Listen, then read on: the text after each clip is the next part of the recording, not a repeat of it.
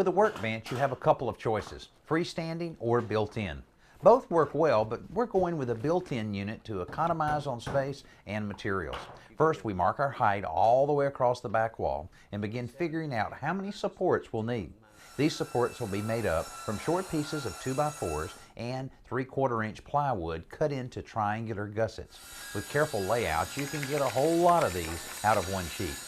The supports are assembled using wood glue and drywall screws before they go on the wall.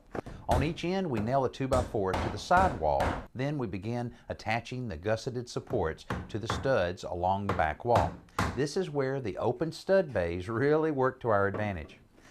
A 14-foot 2x4 is nailed across the front of the support, tying everything together and giving us a sturdy base for the 3/4 inch plywood top that we nail on next.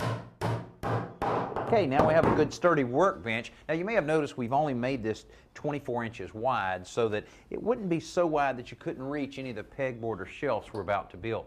Another thing we did with the plywood is we allowed it to overhang 2.5 inches. This will make it a lot easier to clamp anything that we may need to clamp out on the edge of the workbench itself.